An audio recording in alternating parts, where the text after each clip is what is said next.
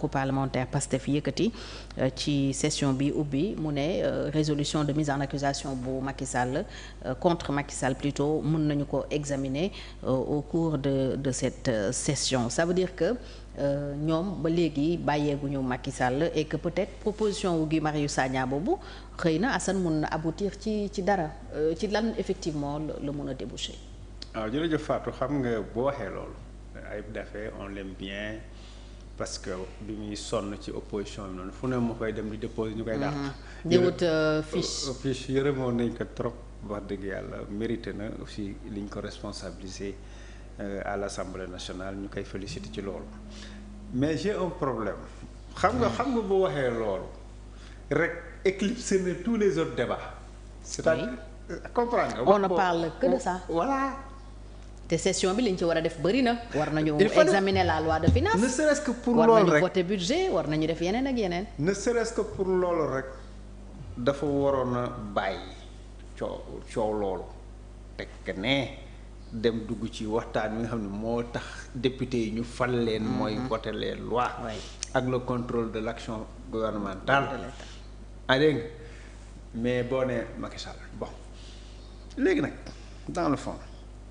ñoom dafa mel ni xeex ak Macky Sall moo leen intéressé dafa mel ni ñoom loolu dafa leen neex ba nga xam ni parce que xam nga ci lañ faloo xeex ak Macky Sall boobu léegi nag dañ ci nostalgique ci xeex ak Macky Sall boobu psychologiquement ñoom jàpp nañu tant que xeex yoog Macky Sall rek duñu nekk comprendre nga c'est comme si l'identité de Pastef que c'est leur raison d'être. Voilà l'identité de Pastef dafa mel ni dafa lié à la personnalité de Macky Sall.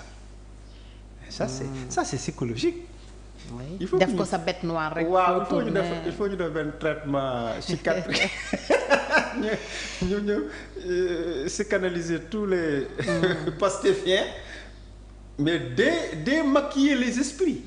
C'est-à-dire que benn jour waxtaan naa ak benn pastéfien sama xarit la sama doom la sax laay wax mu ne ko waaye yéen ngeen bàyyi Macky Sall te liggéey. non père bàyyi ñu wax Macky Sall ba si kanam rek bàyyi ñu wax Macky Sall ba si kanam. mais ça veut dire quoi. c'est-à-dire que non ça veut dire que dans leur tête tant que nekkuñu si Macky Sall du ñu nekk parce que comme xeex ak Macky Sall moo leen may li ñu am yaakaar na ni leneen lu ñu mën di am di xeex ak Macky Sall moo leen koy mayaat or Macky Sall nekku fi Macky Sall bàyyi na pouvoir bi. am na tam ñu ko jàppee contre-feu. non contre-feu parce que mais pour détourner un peu les attentions. non c'est sérieux ci ñoom mais. xam nga tax ma ni c'est sérieux ci ñoom c'est sérieux de xamul tax parce que ñoom Macky Sall kese lañ gis comme adversaire moo tax c'est sérieux de kafuñu de c'est-à-dire que y a deux choses l'une ñaar li ñuy viser ñaar stratégie bi c'est simple même bu ñu ko defee mise en accusation même buñ ko mënul atteindre même buñ ko mënul tëj nañ soit ñu ragal loo ko bu bañ a ñëw soit ñu sonal ko sonal ba du nekk problème ci ñoom.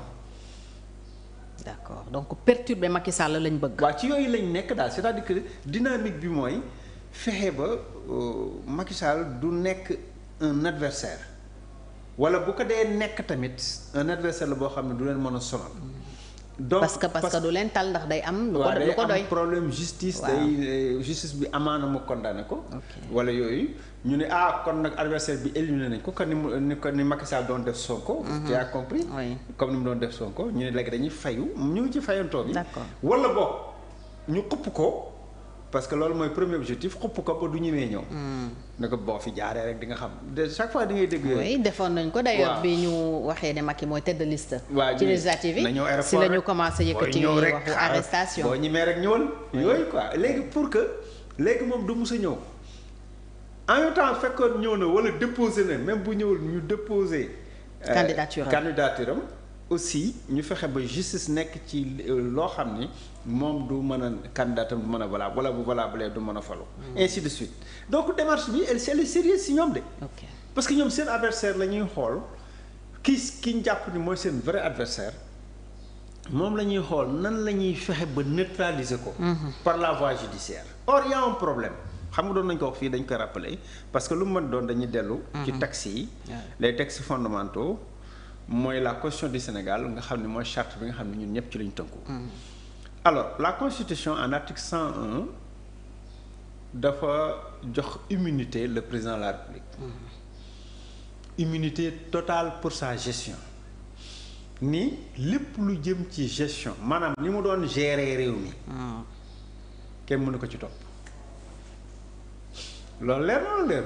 leer na mais Assane dans ce cas y a problème parce que Guy Marius Sagna mi initié woon résolution de mise en accusation bi fi mu ko tegoon mooy bor bi. mooy dëgg la bor gestion la d'autant plus que yow mën nga imaginer une seconde faatu nañu wax tuuti ci loolu mu gën a leer mën nga imaginer une seconde Macky Sall yor ay machine di calculer di nëbb ay chiffres naan tak loolu liggéeyu Macky Sall loolu. président moom wax dëgg yàlla moom da ca xam dara yow est-ce que xam nga chiffres yi non da kaa mënul normal nga waxuma tal mënu ko du liggéeyam. waay Macky Sall mën nga imaginer logiciel yëpp ñu tegal ko ak algorithme yi ak yëpp ak det yi muy manipuler di cacher.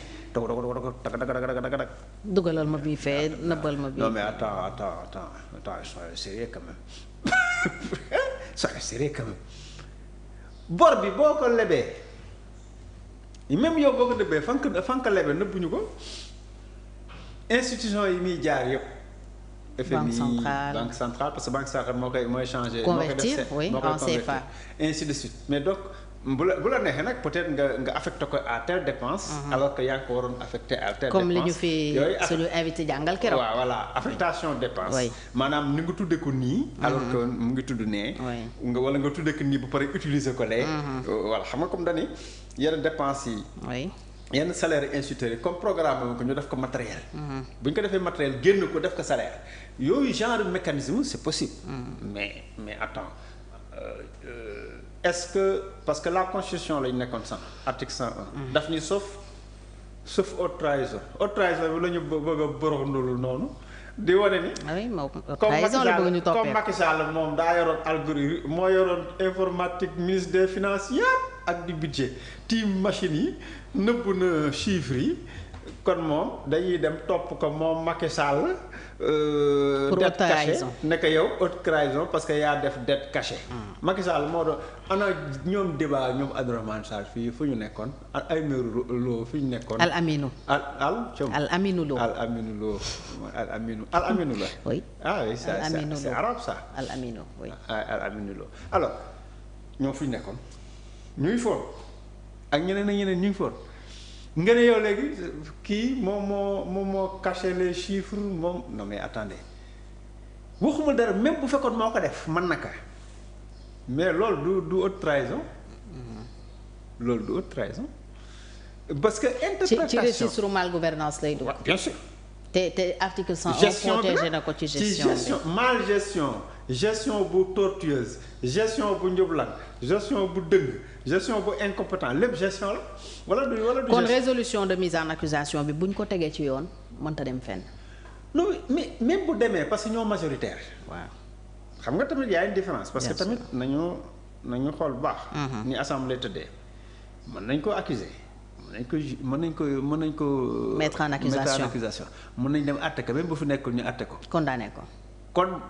condamné nag mooy problème ba. aha foofu laa bëggoon taxaw. ok mooy li ma lay wax souvent di nga def yooyu yëpp ba ëgsi boo ëgsee juge bu na la abal ma ne. oui parce que commission d'instruction bu haute cour de justice ay magistrats ñoo fa nekk. merci est-ce que dañ nangu. c'est comme le cas Mansour Faye. est-ce que ñoom mettre nañ ko en accusation ba yóbbu ko. très bien. waaw mais commission d'instruction bi daf ko may liberté provisoire. est-ce que Macky Sall et les juges d'instruction ñoom dañuy dem interpréter comme waa Pastef. ndax ñoom xamuñu luy haute trahison. ñoo la gën a xam da nga foog ne ñuy jàng ci faculté de droit yi benn mot de leen rëcc gis nga njàngam droit moom comme médecine c'est très compliqué. dara gënu ko metti da ngay ñëw fac de droit est-ce que 10% dañu réussir je ne pense pas bu 10% des étudiants ne passent pas. est-ce que du nekk ay 2% ak 3% parce que dafa compliqué. tu crois que c'est facile comme ça. ñun am nañ boo xam ne bi ñu ñëwee à l'époque ça fait maintenant plus de 30 ans suñu session boo xam ne on était 340 quelques gars yi jël 30.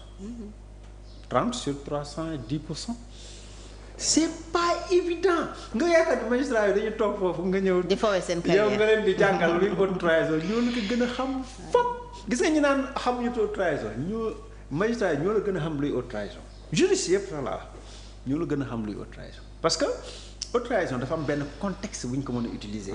ensuite dafa am benn tekki bu mu mën a doon. mooy par exemple état bi nekk ci situation tension boo xam ne pour porter atteinte à la sécurité de l'état. autorité bi dafa jël mesure yoo xam ni dafa mën a naxasal complètement état bi ci porter atteinte à sa sécurité publique. loolu ci wàllu sécurité la wax surtout lu jëm maréchal Pétain. sciemment. maréchal Pétain dañu nekk guerre mu signé armistice ak Allemagne ne leen bon jël leen France quoi mais loolu haute trahison. Allemagne ñëw moom France jël seen drapeau teg. sam mais yooyu la ñuy wax haute trahison. ak yeneen acte yoo mën a poser boo gisee législateur bëggu laa citer parce que bu la citer loon dina bàyyi leen. loolu nekk prox ndool. waaw parce que tout ce qui n'est pas interdit. waaw et puis léegi nag bëggul citer moo tax mun la haute trahison mais boo demee ba ci technicien ya ña toog di àtte ñooñu moo technicien yi parce que loolu mooy seen liggéey. ñoom xam nañ luy haute trahison. léegi nag yow chiffre détecte ay manipulation chiffre rek yooyu ngay interpréter comme haute trahison c'est-à-dire que donc yow ça veut dire que yaa ngi ci politique yaa ngi ci xeexab politique. tu comprends c'est comme Ousmane Sonko. bi ñu ko accusé vol de portable. pendant longtemps maa ngi ko doon wooyee voleur de portable. xam nga yooyu état warul sax dugg ci loolu. parce que c'est ridicule. xam nga boo ko nit sax. et jour boobu je me rappelle man ak yow ñoo toog ci plateau nga yowee ça faisait même rire. parce que ku toll ni Ousmane Sonko quand même. nga koy wax ne dafa sàcc téléphone. mais ni amul lu mu jënd portable quoi. c'est-à-dire que am na yoo xam ne boo koy wax nit. yow ñi ngi koy wax day mel ni yow respecté woo leen. dafa mel ni ñoom amuñu intelligence. dafa mel ni amuñu xel ku ko dégg danaan mais. kii wax nii dañuy wax ay accusation vol de portable mooy la donc yooyu mooy comme lii. cette histoire là. gis nga bu ñu toogee beneen dimension analyse bi nag Fatou mooy gis nga bu ñu fi toogee naan Macky naan dañuy xeex bu fekkee Sénégal yi dañ leen falal pour ñu xeex nañ ko ne di xeex ba mandat bi jeex nañuy xeex rek dañ leen xeexloo. ñoom jàpp nañ ni comme xëy na dañ leen doon xeexloo nañu xeex c'est vrai que mën naa comprendre ci ñoom ñu honnête xam nga nit tamit comme dal na jibi oui da ngay mer y a un ressenti en fait. maanaam yow tëj nañ la bracelet électronique nañ la humilier nañ la peut-être dóor nañ la peut-être ñii gaañ nañ leen là je comprends sentiment bi lay animé mais benn sentiment voilà vengeance c'est humain quoi. bëgg nga fayu nga nit ki certainement da ngay gis ko xam naa bu tëddee du nelaw ñoom Waly Diouf boo di xalaat mag xam naa ñoom moom Macky moom waxuñu ci dara quoi donc yooyu on peut comprendre que c'est humain mais au niveau de la responsabilité de l'État c'est pas des sentiments wala ay ressentiments on gère pas avec des émotions foofu da ngay détaché wu des émotions waaw nga xool lucitement un problème loolu leen xam lan mooy urgence su réew mi lan moo tax nit yi fal la c'est important loo mun a am ndam loo mënta am ndam parce que loolu dafa bokk ci lucidité loolu la leen Ousmane Diagne doon wax c'est important mais gars yi non Macky Sall père bàyyi ñu wax ci Macky Sall rek père voilà quoi c'est comme si c'est un voilà il y a un complexe voilà wala benn phobie bu Macky. waaw mooy loolu phobie laa bëggoon wax. parce que phobie mooy loolu. phobie da ngay dëggoo ndóbin rey sama. foo seen lu ñuul da ngay seen lu ñuul rek nga daw. nga foog ne ndóbin bala. fekk sax wallaay du c'est vrai ku sol maylu sol bi ñëw la. nga daw nga ne ndóbin bi ñëw la. alors Assane ñu jéem a dugg un peu dans la tête de Macky Sall tey su xëyee dégg résolution de mise en accusation bu ñu mën a voter ci session bi ubbi tey. ban réaction nga yaakaar ne dina ko am. du ko bett. il s'y attendait. yow nit boo ñëwee ci garab nga fell car yi car bu ne nga jàpp fell yi moom tronc d'arbre bi xam na ni ci moom nga jëm. ok da xam nga banqaas yi boo ñëwee banqaas yi ngay dagg par benn que doom ji frère bi nangam goro bi. nangam mu xam na ni moom ngay viser moom war na xam loolu xam na ko d'ailleurs dans tous les cas léegi nag quelle est sa réaction lan mooy nekk réaction moom tam mën na dugg ci guerre parce que bu dee saay-saay gënuñu kaa saay-saay mun na dugg ci guerre bi te guerre boobu ñuy guerre moom laa doon wax démb guerre boo la bëgg démb guerre boobu daf ñu arrangé wul ñun. waaw comprendre xeexu ñay la. waaw xeexu ñay ñun melentaan yi ñoo séedee. xeexu ñay bi mooy continuer.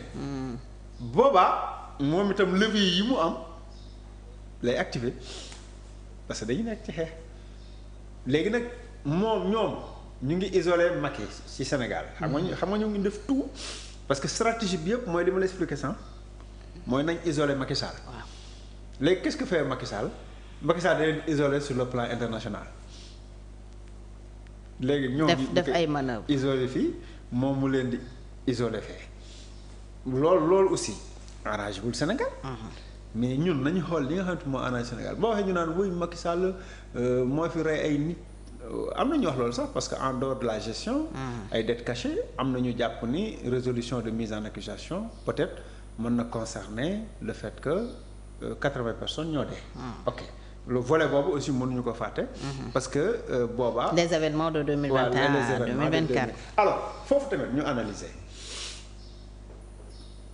kan moom mën a démontrer ni Macky Sall dafa jox ordre aux forces de défense et sécurité de tuer les gens. du neex a démontrer de. ah. du neex a démontrer de. est-ce que Macky Sall dafa am ministre de l'intérieur am na ko demal waxal ma gars yi ñooñu ñëpp ñu rey leen. gis bu doon loolu kon ay centaines ñooy dee wala ay milliers. je pense. oui parce que bëri na fu force de l'ordre yi mënoon soqee ay bal. defuñu ko on les a vu même reculer à Saint-Louis à l'UGB dañu daw carrément. waaw gis nañ ko sax ci gendarmerie. oui gendarmerie université. gis nañ ay force de l'ordre yu ñu dóor brique Saint-Louis. parce que bu yow force d'ordre boo demee ba ñu dóor la brique c'est parce que da nga doon bëgg jàmm parce que amoon nga moyen. oui éviter loolu. mais boo demee di wut jàmm di moytu ba ñu gaañ la te daan na fi nit ñi ba tey quand il y a un problème sérieux de maintien de l'ordre maa ngi ko doon wax fii force de l'ordre ils ont obligation maintenir l'ordre. boobu nit ñi surexcité nañ jóg nañ ñu ngi xeex. te ñun. leader yi ñu dégg ñu ni dem leen xeexi c'est pas Macky Sall de. génn leen. man Macky Sall saxalu ba tàngal de. waa après rek ñëpp laa si yebale ñëpp ñu ngi may dégg kenn mësu ma see toog ak kenn xaw ma xam bu leen xamee si média la mais wax dëgg sala ku doon wax insurrection ku doon wax xeex. désobéissance civile. ku doon wax. ku dee sa yaay juraat ayow Macky Sall mortal combat. donc véritablement je pense que nañu tey parce que mu tax ma ne nañu tey ñun ñëpp ay Sénégalais lañ tey je pense que ñun ñëpp yeneen nañ jàmm ce qui se passe mooy il faut que ñu la loi aussi ñu koy appliquer mais ci biir application loi boobu waruñu nekk dans la manipulation li may tuddee la manipulation mooy lan mooy la justice des vainqueurs parce que la justice des vainqueurs day xoole benn côté maanaam ñun ñoo falu suñu justice mooy dox maanaam ñun nu ñu gisee justice ñun or Sénégal boo ñëwee Sénégal même Macky Sall ak keneen si yam boo ñëwee Sénégal yow ni nga gisee justice amu ci solo justice ni mu bindoo moo am solo la preuve chaque jour ñu am ci problème Mansour Faye ñibbi na Saint-Louis accueillir ko Aliou Sall ñibbi na kaneen noonu dossiers yi ñu doon wax fii Macky Sall noonu la doon def Karim Wade naan lii Karim Wade laa dégg nga Khalifa Sall lii Karim Wade fu mu mujj c'est la question fu mu mujj la ñii tamit ñëw ñii dañuy jël yoon woowu comme ni ma wax rek politicien bu ñëw moom daal di wane ne maag sama morom ñooyam daal di dugg ci yoon woowu fayantoo xeex ba dootale liggéey te ñu ngi nii di dund li ñuy dund li yàlla xam doy li yàlla xam doy waaw léegi doo jóg jublu si li assemblée bi du jàppale gouvernement bi ci crise bi ñu nekk ni ñu def commission parlementaire ñu dem rencontre ji les autorités du FMI. waaw léegi. am na benn rencontre d'ailleurs dinañ ci ñëw. waaw démb daje nañu ko FMI Washington. waaw yooyu mel noonu je veux dire assemblée mën na aider le gouvernement mu faciliter les politiques avec des missions. mais il faut mu surtout que sax am nañu fa ay représentants. Si. Aïssata Tall Sall par exemple. waaw Aïssata Tall Sall gis nga fal vice-présidente réseau parlementaire. qui est du Parlement sénégalais. Oui, du Parlement sénégalais. mën na def présidente de groupe parlementaire. ni ma doon wax ñëwul. mën na def médiation. donc yooyu mooy ngay mettre à profit. maanaam da bul xool côté bu doy waaru Macky Sall wala Aïssata Tall Sall seen côté bu doy waar da ngay xool seen côté bu baax nit ku ne am na lu positif. am na lu doy waar. dëgg la man ak keneen na si yam mais boo xoolee li doy waar moom rek ngay gis. moom olof dañuy loo xool rek moom ngay gis. waaw loo xool rek ngay gis. waaw léegi nag ñun est-ce que xeex yi ñuy dugg nii rek di xeex rek di xeex mais ne ay jàmbaar di xeex rek léegi ñun xeex yi lu mu ñu indil ñu ngi ci xeex parce que dans notre psychologie 2 ans yi Macky Sall yu njëkk yi yaa ngi koy fàttali ko xeex rek la woon. ñun wax nañ xool comme nii plateau bi nii même chose. wax nañ bay bëgg a dee comme nii exactement le même discours. dañoo wax a wax bàyyi leen xeex bi dem leen liggéey. moom kay buñ dindi woon tur yi rek. waaw mun nañu tegaat émission yi même discours. même émission yi dara changé wu. mais non ñii dañu xam ni waaw Sonko mooy lan du dara. koo wax mun la Sonko fu mu mujj affaire yëpp nag day mel ne ñu saxal. ñu affaire complet phobie. ñii aussi. dañuy am phobie. Macky Sall xam naa sax di ngeen tëdd yi gént. lu yëngu ñu ne Macky Sall la di ngeen tëdd yi gént naan Macky Sall. mais c'est pas possible il faut que nga concentrer sur liggéey bi nga liggéey parce que li ñuy dund nii ñi ñu jege ñaaña seen jege ñaare ñu ngi leen di mënta continuer. seeni xarit ñu leen nee nañ leen mënta continuer parce que man xam man ñëpp laay waxal seeni mbokk nee nañ leen lii mënta continuer loolu rek doy na nit ci avertissement ne la lii ñuy dund mënta continuer maanaam jóg ci yow am na loo doy du Macky Sall de am na lu la doy mooy la vie économique. la demande sociale. l'argent ba ma nee gars yi l'argent ne circule pas ñu ne ma argent daa amul sax bay circuler. bala nga dina am ne fa. waaw ñu ne ma fi mu ne nii. tension de trésorerie bi c'est une réalité. fu nit toll fu nit man di toll. bien sûr quel que soit ce degré. chef d'entreprise wala dama doon yow da ngay dund loolu. nga dund difficulté bi. ñëpp a ko yëg. waaw ñëpp a ko yëg donc du coup mais loolu doy na rek concentration. concentré wul sur ça.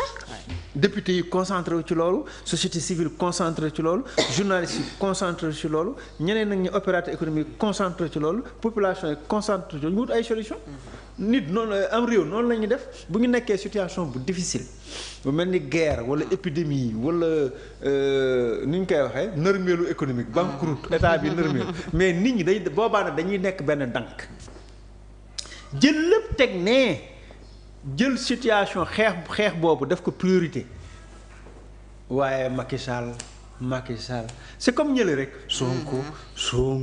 Sonko guddeeg bëccëg Sonko ñun dañu doyaloon ñëwaat ñii aussi même chose guddeeg bëccëg Macky Sall mais dañu doyal wax naa ko keroog benn jour laa toog ci benn keroog j'étais heurté benn plateau TFM benn député Pastef bu ñu fa invité woon de Pikine ñu nag ñoom Thiandoum Malick ma ni ko dëkk bi dafa metti ni non dëkk mettiwul xanaa ñi daan jox xaalis la metti si ñoom te joxatuñu leen.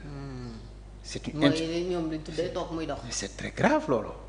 daal ni waaye yow Malick sax xam naa kenn daaw la jox wala man nag gis nga boobu insinuation. mais c'est très grave loolu.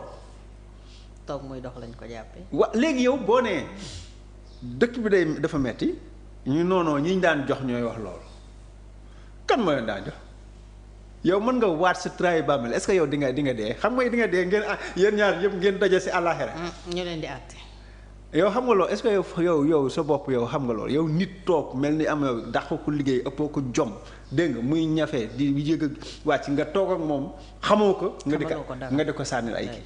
mais loolu fit mënu ko weesu. surtout ça. il faut éviter ça. oui alors Assane tey lan la ñu mun a xaar assemblée bi teg ko comme acte su ma nee assemblée bi nag je pense plus au PASTEF parce que ñoom ñoo am majorité 130 députés sur 165 la ñu bëgg assemblée mu am lan la ñu mën a séenu en attendant peut-être d'avoir le programme de cette session parce que bëri na par exemple fu ñu leen di xaar ci ay loi ci yeneen ak yeneen. oui parce que bu ñu organiser session il y a une planification ça veut dire que déjà en commission technique waxtaane nañu parce que liggéey bi dëgg-dëgg assemblée c'est en commission technique.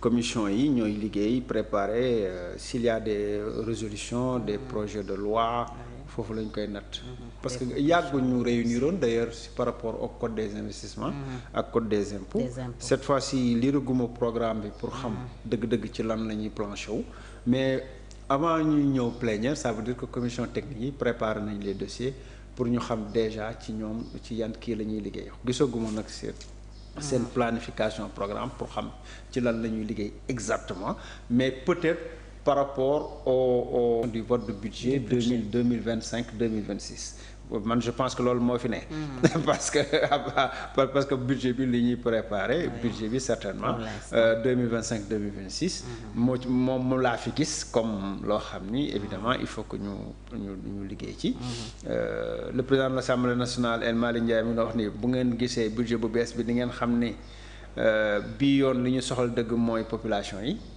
promettre na loolu j'espère loolu foofu laa amee yaakaar donc su ma juumul c'est-à-dire que bu fekkee ci budget bi la 2025-2026 budget bi ñëw ñu war ko préparer voter ko à partir de ce moment-là man damay wax ni nañu def attention ci li ñuy wax affectation budgétaire yi waaw ñu fexe ba réduire le train de vie de l'État ñu fexe également que les masses populaires gis seen bopp yu ñu war a fay ñu fay leen parce que bari na ñoo xam ni la dette intérieure entrepreneur yu bari les bourses familiales les fonds d'appui à la presse ainsi de suite boo ko doon lim dina bari ay secteurs les fonds de dotation pour les collectivités territoriales yooyu yëpp war nañ ci taxaw ndax da di ay priorité parce que yow dooni boroom kër dooni dama am problème bu dépense xëy naa am problème dépense kon du ma jox sama doom 200 mu jàngi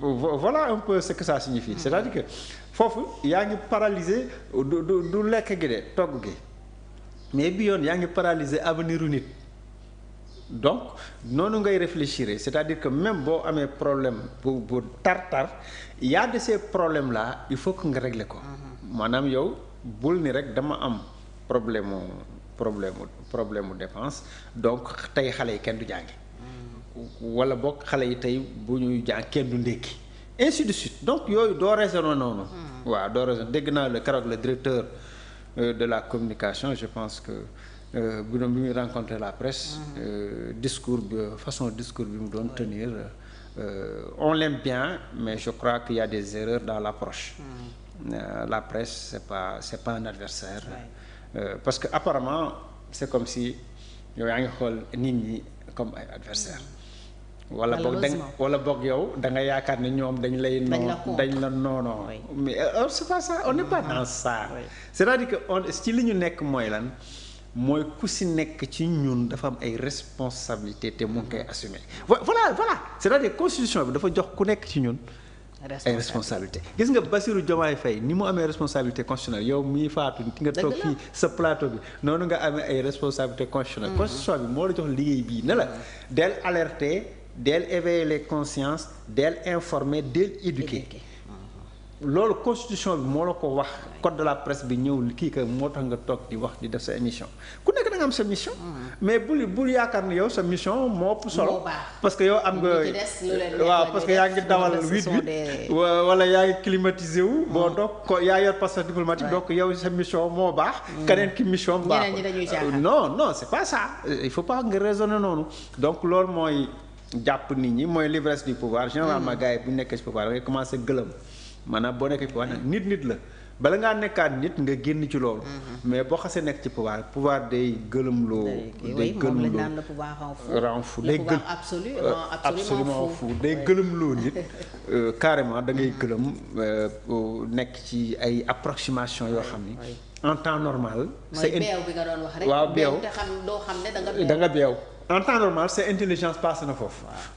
moo tax nit ñi di jaaxle. waaw parce que waa kii moom soppeeku na. waaw dégg nga un jour Macky lu mu wax.